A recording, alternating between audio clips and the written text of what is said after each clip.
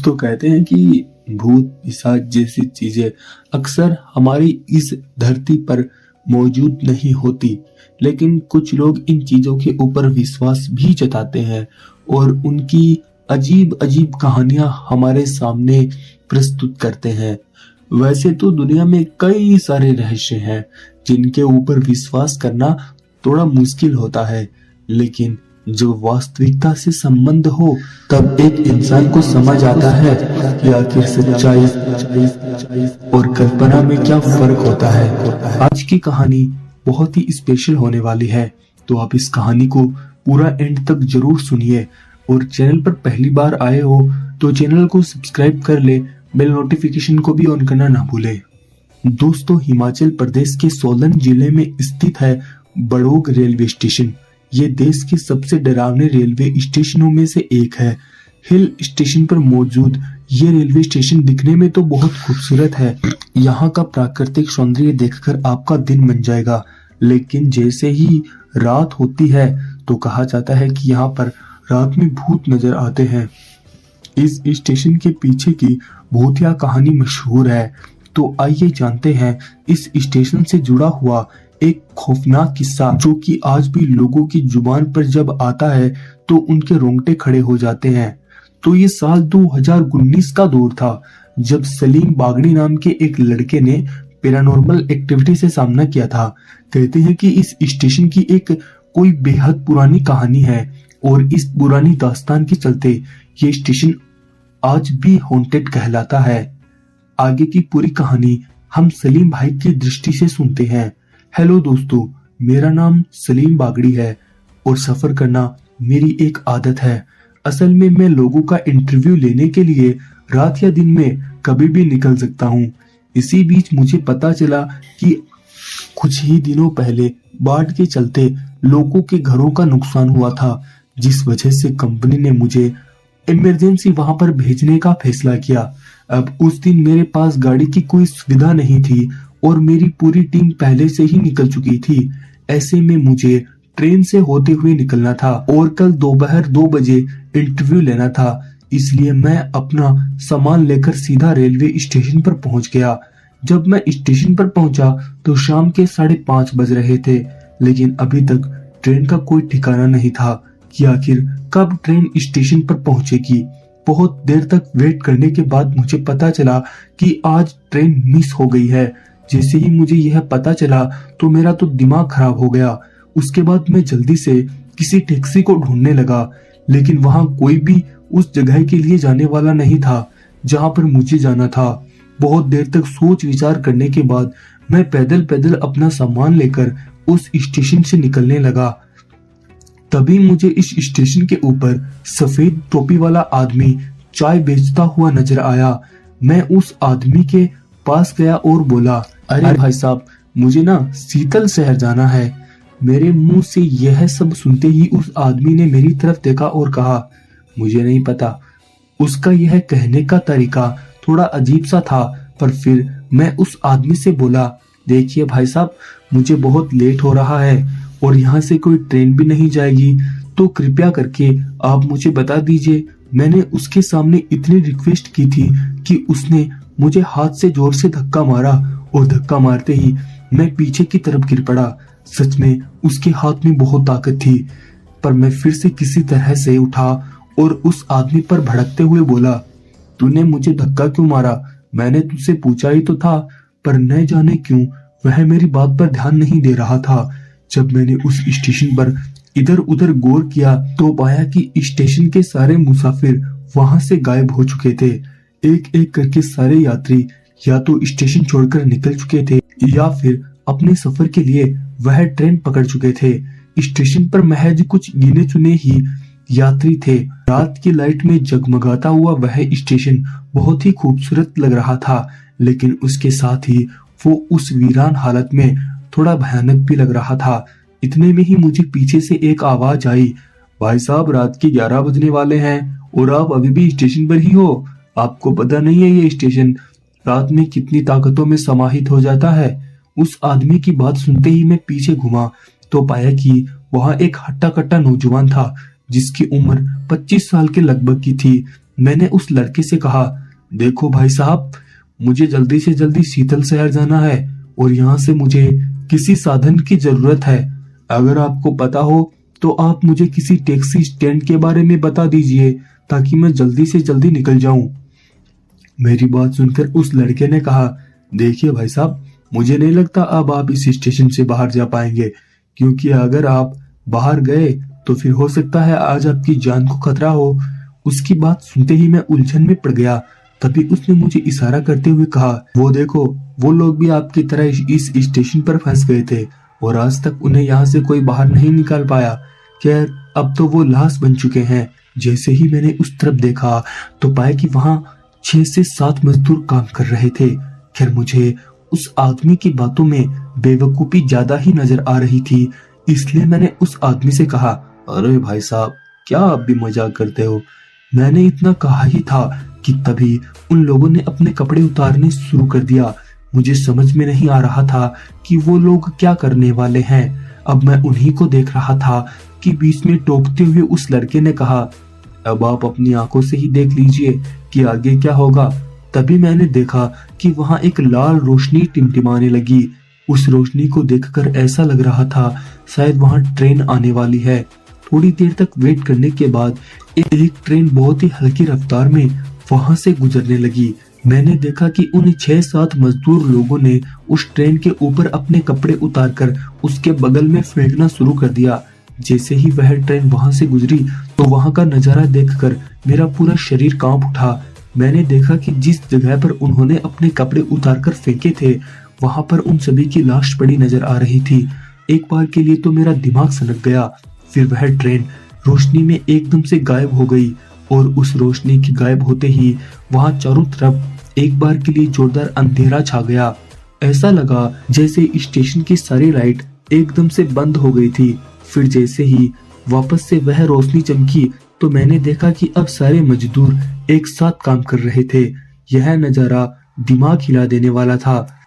तभी उस लड़के ने बताया कि ये स्टेशन रात होने के बाद रात के 12 बजे से 3 बजे के बीच में इतना ज्यादा डरावना बन जाता है कि यहाँ से सफर करना यमराज के साथ चलने जैसा होता है। उसकी बातें सुनकर मेरा दिमाग तो हिल ही रहा था, साथ में मुझे अब डर भी लगने लगा था, क्योंकि मैं उस स्टेशन पर था जिस स्टेशन से निकलना मुझे बहुत मुश्किल लगने लगा था। तभी उस लड़के ने कहा, अगर आप चाहते हैं कि आप यहाँ से आराम से निकल जाए तो आपको रात 12:30 बजे की ट्रेन पकड़नी होगी। वैसे तो उस ट्रेन से निकलना भी इतना आसान नहीं है, लेकिन आप अपनी तरफ से पूरी कोशिश को अंजाम दे सकते हैं। मुझे समझ में नहीं आ रहा था आखिर वह लड़का कौन है। फिर मैंने उस लड़के से कहा, लेकिन भाई साहब, आप कौन हो और आप इतनी रात को इस स्टेशन पर क्या कर रहे हो? क्योंकि आपका कहना है कि इसी स्टेशन पर एक नॉर्मल आदमी नहीं भटक सकता। मेरी बात सुनते ही उस लड़के के चेहरे पर एक छोटी सी मुस्कान आ गई और फिर उसने हंसते हुए कहा, आपके सारे सवालों का जवाब तो मिल ही जाएगा जब आप ट्रेन में सवार हो जाएंगे। उसके बाद वह लड़का मुस्कुराता हुआ वहां से कहीं गायब हो गया। मुझे उसका ये रवैया कुछ ठीक नहीं लग रहा था।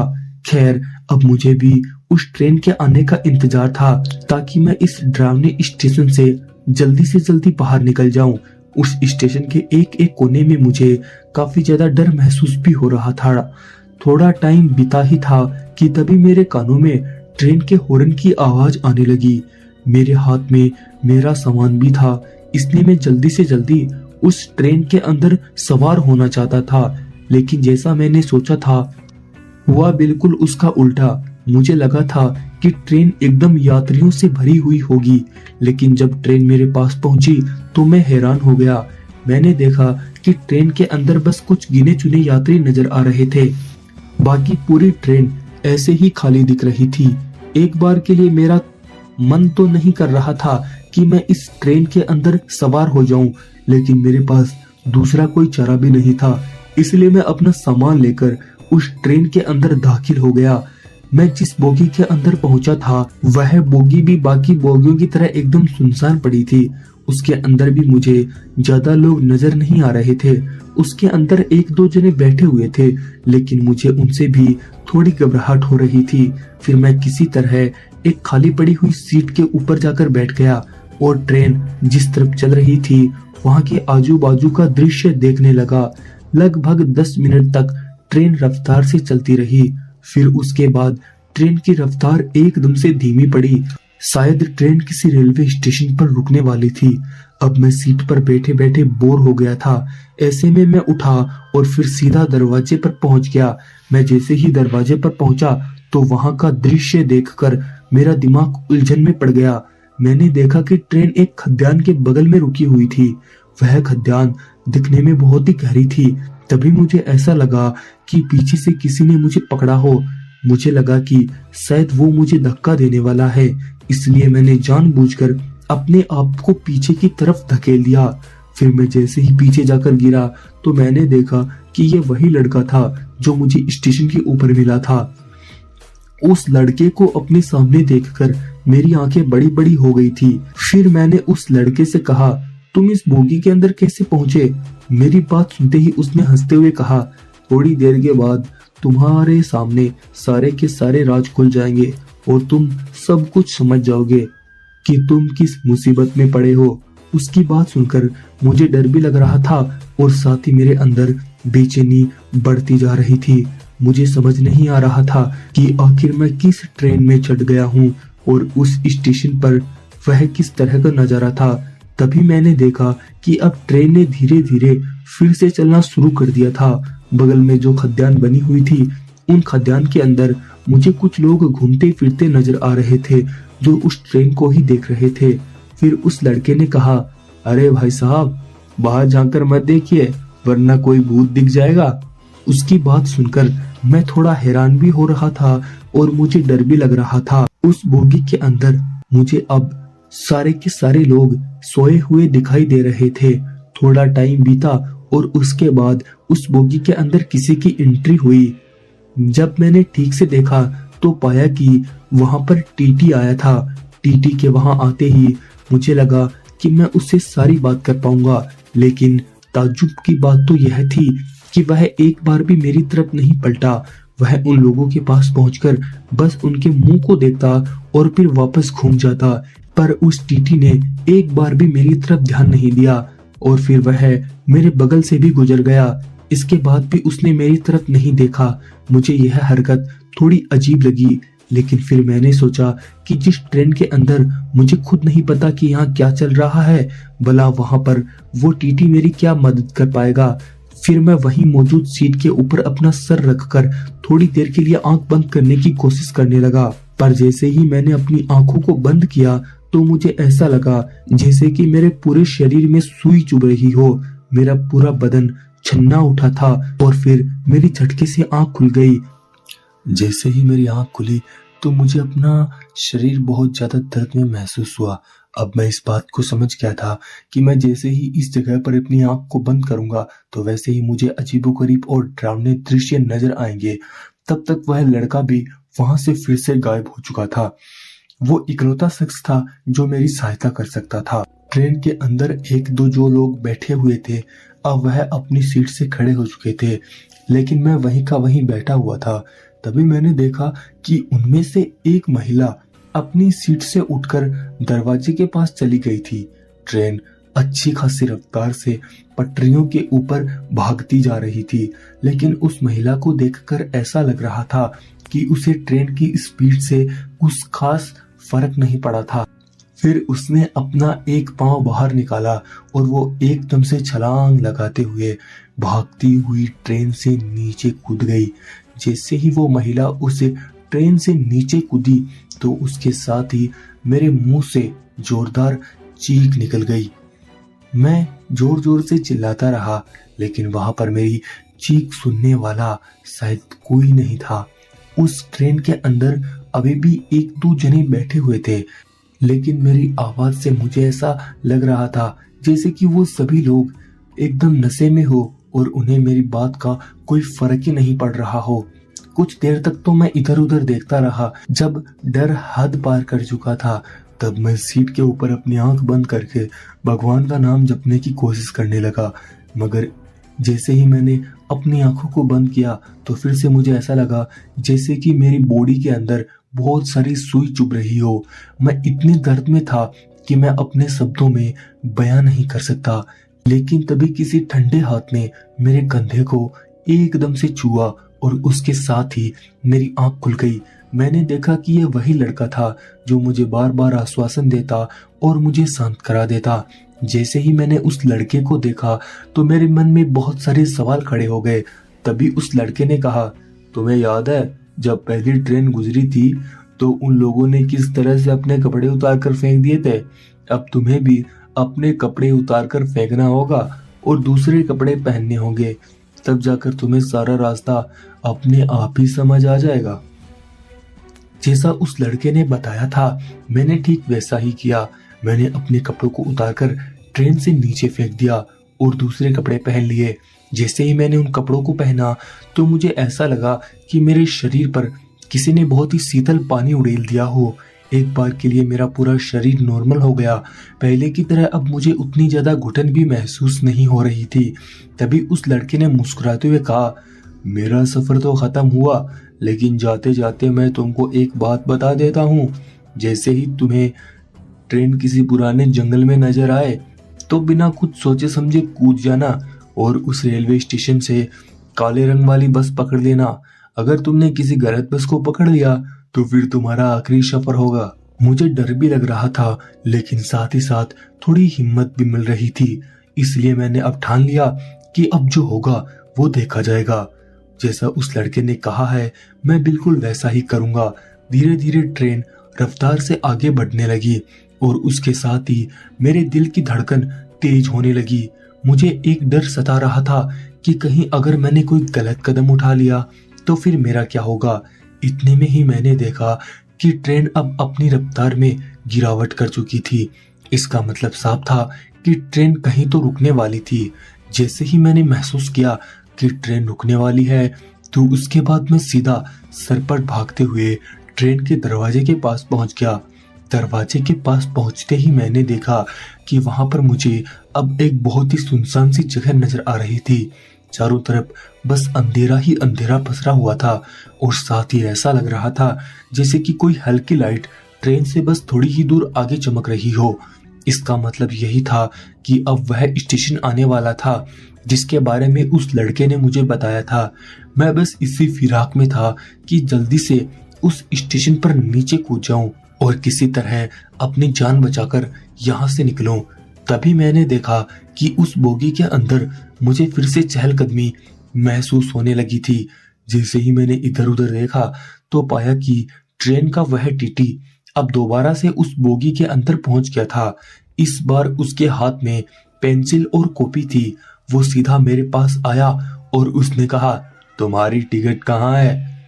ये सुनते ही मेरे पैरों तले जमीन खिसक गई, क्योंकि जब मैं ट्रेन में बैठा था तो मैंने कोई भी टिकट नहीं ली थी। तभी मैंने उस टीटी से कहा, भाई साहब मैंने तो कोई टिकट नहीं खरीदी। मेरी बात सुनकर उस टीटी को थोड़ा गुस्सा आया और फिर उसने मेरी शर्ट को पकड़ते हुए कहा, बिना टिकट के ट्रेन के अंदर कैसे बैठे? इस बार उसका चेहरा गुस्से से लाल हो गया था, लेकिन तब तक ट्रेन की रफ्तार बहुत कम हो चुकी थी और ट्रेन किसी स्टेशन पर रुकने वाली थी। इसलिए मैं दरवाजे की तरफ भागने लगा, पर उसने मेरा शर्ट पकड़ा और मुझे वापस से पीछे की तरफ खींचते हुए बोला, मैं तुझे इतनी आसानी से नहीं छोड़ने वाला। इस बार वो पहले से भी ज्यादा डरावना हो गया था, लेकिन मैंने हिम्मत नहीं हारी और फिर से अपने आप को छुड़वाकर तुरंत ही उस बोगी से नीचे कूद गया। जैसे ही मैं उस ट्रेन से नीचे आया तो वहां का नजारा देखकर मेरा दिमाग सनक गया। मैंने देखा कि जिस स्टेशन पर मैं उतरा था उसके चारों तरफ मुझे सूखे पेड़ दिखाई दे रहे थे। पूरा का पूरा इलाका वीरान हो गया था। मेरे हाथ में मेरा सामान भी था। तभी मेरी नजर उस स्टेशन पर मौजूद कुछ कर्मचारियों पर पड़ी। मैंने देखा कि जैसे ही ट्रेन वहां से गुजरने वाली थी तो उन्होंने अपने अपने कपड़ों को उतारना शुरू कर दिया। जैसे ही ट्रेन वहां से खुली तो वह दरवाजे में खड़ा होकर मेरी ओर देखने लगा। मैं समझ गया था कि वह मुझे चेतावनी दे रहा है, पर मैं उसकी नजरों से छुपते हुए थोड़ा आगे तक पहुंच गया। अब मुझे समझ नहीं आ रहा था कि मुझे कहां से बस को पकड़नी है। फिर मैंने उस स्टेशन के ऊपर इधर उधर भटकना शुरू कर दिया। थोड़ी देर तक इधर उधर घूमने के बाद मेरी नजर एक लाल रंग की रोशनी पर पड़ी। दरअसल मैंने देखा कि वह किसी बस या गाड़ी के पीछे की लाइट थी। उनको देखकर मैं समझ गया था कि जरूर वहां पर कोई बस स्टॉप ही होगा, इसलिए मैं भागता हुआ वहीं पर पहुंचा। मैं जैसे ही वहां पर पहुंचा तो देखा कि वहां केवल एक बस नहीं थी, कम से कम 6 या 7 बस खड़ी नजर आ रही थी और उनमें से सभी बस के अलग अलग कलर थे। अब मैं भी थोड़ा कंफ्यूज हो गया था कि मुझे कौन सी बस में बैठना चाहिए। तभी एक बस के कंडक्टर ने कहा, अरे आइए भाई साहब, मैं आपको आपकी मंजिल तक छोड़ देता हूँ। मैंने देखा कि वह कंडक्टर बस से नीचे नहीं उतर रहा था, बस के अंदर ही खड़ा होकर मुझसे सवाल जवाब कर रहा था। मैंने उसकी तरफ ज्यादा ध्यान नहीं दिया और फिर मैं उस काले रंग वाली बस के पास पहुंच गया। मैंने उस बस को 2 या 3 बार देखा होगा। फिर मैं जैसे ही उस बस के अंदर दाखिल होने वाला था तो पीछे वाली बस के ड्राइवर ने कहा, लगता है अपनी मौत की तरफ बढ़ रहा है। लेकिन उस लड़के ने मुझे बताया था कि मुझे किसी की भी बात के ऊपर ध्यान नहीं देना है और उस काले रंग वाली बस के अंदर दाखिल हो जाना है। मैं बिना कुछ सोचे समझे उस बस के अंदर पहुंच गया। जैसे ही मैं उस बस में पहुंचा तो मैंने देखा कि मेरे अलावा उस बस के अंदर बहुत सारे मुसाफिर बैठे हुए थे जो अपने सफर को अंजाम दे रहे थे, पर उनमें से किसी ने भी मेरी तरफ ध्यान नहीं दिया। फिर बस खुलने लगी और उसके चलते ही बस का कंडक्टर किराया लेने के लिए पहुंच गया। जैसे ही मेरी नजर उस कंडक्टर पर पड़ी तो मेरा हाल बेहाल हो गया। यह कंडक्टर वही था जो ट्रेन में टीटी बनकर घूमता था। पहले तो उसने मेरी तरफ ध्यान नहीं दिया, लेकिन वो जैसे ही मेरे करीब से निकलने लगा तो उसने एक बार के लिए मेरी तरफ मुस्कुराते हुए देखा। उसकी वह मुस्कुराहट मुझे कुछ ठीक नहीं लग रही थी। फिर मैंने अपनी आंखों को एक बार के लिए बंद किया। उसके बाद मुझे उस लड़के की कही गई बात याद आने लगी। उस लड़के ने मुझे बताया था कि जैसे ही उस ट्रेन की तरह वो बस रुके तो तुम्हें वह अश्लील कंडक्टर रोकने की बहुत कोशिश करेगा, लेकिन तुम किसी भी तरह भागती हुई बस से नीचे कूद जाना। तुम्हें उस वक्त बस से नीचे नहीं उतरना है जब बस एकदम थम जाए, क्योंकि अगर तुमने बस के रुकने के बाद नीचे उतरने की हिम्मत की तो फिर तुम्हारा जिंदा बचना बहुत ही मुश्किल होगा। अब बस की रफ्तार भी कम होती जा रही थी और उसके साथ ही साथ मेरे दिल की धड़कनें भी बढ़ती जा रही थी। फिर जैसे ही बस की रफ्तार कम हुई तो बाहर की तरफ से मुझे आग की लपटों से घिरा हुआ एक दरवाजा नजर आने लगा। शायद यह वही दरवाजा था जिससे मैं अपनी जान बचा सकता था। बस की रफ्तार काफी हद तक कम हो चुकी थी। मौका पाते ही मैं सीधा दरवाजे के पास पहुंचा। मुझे हैरानी तो इस बात की थी कि उस कंडक्टर ने मेरी तरफ एक बार भी ध्यान नहीं दिया और मैं बस से तुरंत ही नीचे कूद गया। पर मैं जैसे ही नीचे कूदा तो मैंने देखा कि मैं किसी गलत जगह पर था, क्योंकि ये वो स्थान नहीं था जहां पर मुझे उतरना था। यह देखकर मुझे लगा कि मैंने अपनी जिंदगी की सारी उम्मीदों को खो दिया है। पर जैसे ही वह बस आगे बढ़ी तो मैं बिना कुछ सोचे समझे उसके पीछे पीछे भागता गया। मैं थोड़ी देर तक उसके पीछे पीछे भागता रहा। फिर पता नहीं क्यों लेकिन मेरा सर भारी होने लगा और मेरी आंखें तेज जलन करने लगी, जिस वजह से मैं औंधे मुंह सड़क के ऊपर ही गिर पड़ा। और थोड़ी देर के लिए ही सही पर मेरी आंखों के सामने काला अंधेरा छा गया। उसके बाद जब मेरी आंख खुली तो पाया कि मैं किसी की गोद में लेटा हुआ था। मैं तुरंत ही उठकर बैठ गया। अब तक मेरी हालत में काफी सुधार आ गया था। जैसे ही मैं उठा तो मैंने देखा कि यह एक अम्मा थी। फिर मैंने उस बुढ़िया की तरफ देखते हुए कहा, अरे अम्मा जी, मैं कहाँ पर हूँ और यहाँ से मैं बाहर कैसे निकलूं? उस बूढ़ी अम्मा ने कहा, चिंता मत करो बेटा, यहाँ से निकलने का रास्ता यहाँ से सीधा है। तुम सीधा जाओ और बस चलते ही जाना। बाकी तुम्हें किसी भी चीज पर ध्यान नहीं देना है। पता नहीं क्यों लेकिन जैसा उस अम्मा ने बताया था मैंने वैसा ही करना शुरू कर दिया। मैं चाहता तो था कि मैं उसके बारे में पूछूं, लेकिन उस समय पता नहीं मुझे क्या हो गया था कि मेरा दिमाग काम ही नहीं कर रहा था। फिर जैसे जैसे उस बूढ़ी अम्मा ने मुझे बताया था मैंने बिल्कुल वैसा ही किया। थोड़ी देर के बाद मैं उसके बताए हुए रास्ते से बहुत आगे आ गया। ठीक से देखने पर पता चला कि यह स्टेशन के बगल वाला गांव था। यह मेरे लिए बहुत हैरान कर देने वाला नजारा था। फिर जब मैंने अपने पीछे की तरफ देखा तो वो सारी जगह जानी पहचानी थी। खैर उसके बाद मैं सीधा अपने घर पहुंचा। घर पहुंचकर मैंने घर वालों को अपने साथ हुई पूरी घटना के बारे में बताया तो उन्होंने बताया कि वह स्टेशन रात में भूतिया हो जाता है और वहां पर इस तरह की घटना होना कोई बड़ी बात नहीं है।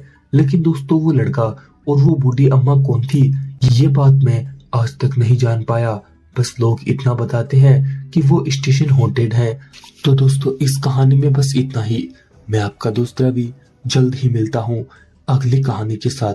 तब तक के लिए बाय एंड टेक केयर।